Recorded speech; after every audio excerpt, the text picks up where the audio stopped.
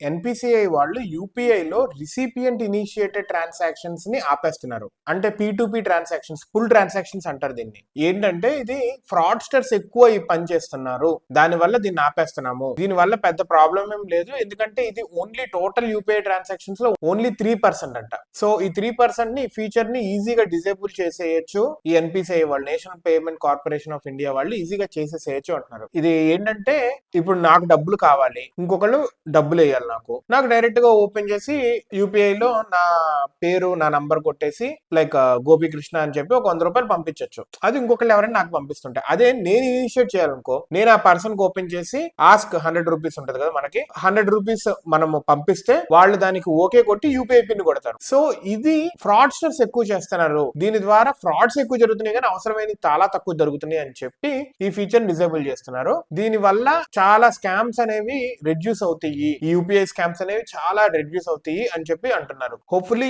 మంచి అనేది ఎక్కువ జరగకపోయినా చెడు అనేది తగ్గిపోతుంటే చాలా బెటరే కదా. Maybe this helps some crores of rupees to save for Indians.